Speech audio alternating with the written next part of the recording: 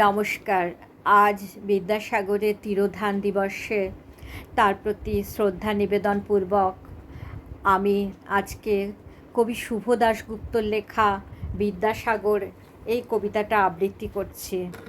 আপনাদের ভালো লাগলে অবশ্যই আমার চ্যানেলটিকে সাবস্ক্রাইব করবেন, লাইক করবেন, শেয়ার করবেন, বেল বাটনটি প্রেস করবেন। বিদ্যাসাগর।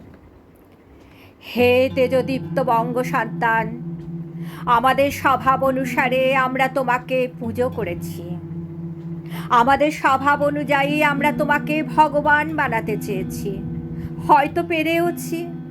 কান্নার সমুদ্র আজও উত্তাল, অজ্ঞানতার অন্ধকার আজও ভয়ঙ্কর, কর্মবিমুখ গড্ডালিকা আজও স্রোতস্বিনী। আমরা এই ধোঁয়াশা ঘেরা শূন্যতায় দাঁড়িয়ে তোমার কথা ভুলে তোমায় পুজো করি। তোমার নামে লাইব্রেরি বা পথ সংগঠন করি, উৎসব করি, আলোর বাহারে সাজাই মেলা। কিন্তু অন্ধকার যেমন ছিল থেকে যায় তেমনই। মাইলস্টোনে সংখ্যা পরিচয় তোমার অসামান্য মেধাকে স্মরণ করায়। মায়ের ডাকে সাড়া দিতে ভয়হীন নদী পার হওয়া তোমার অন্তরের মাতৃভক্তিকে তুলে ধরে। তুমি আমাদের অন্ধকার ভেঙে আলোর বর্ণ পরিচয়ের খনি করেছ।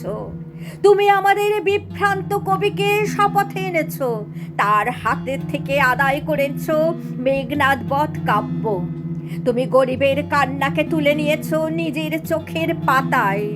তুমি বাল বিধবার যন্ত্রণাকে পাথর করেছ নিজের বুকে। তুমি লুণ্ঠনকারী ইংরেজদের উপর তুলে ধরেছ স্পর্ধার চটি জুতো, আর সমুদ্র হিমাচল ভারতবাসীর ক্রোধে। কিন্তু আমরা তোমাকে প্রথম ভাগ আর দ্বিতীয় ভাগেই ভালোবেসেছি। অক্ষর জ্ঞান সমাপ্ত করেই আমরা চিনতে শুরু করেছি সেই সব মহামন্ত্র, যাতে করে নিজেদের আখের গোছানো যায়।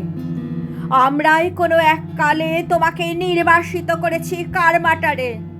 তোমার হৃদয় জুড়ানো ভালোবাসা, চোখ ভরা জলকে আমরা মূল্য দিইনি।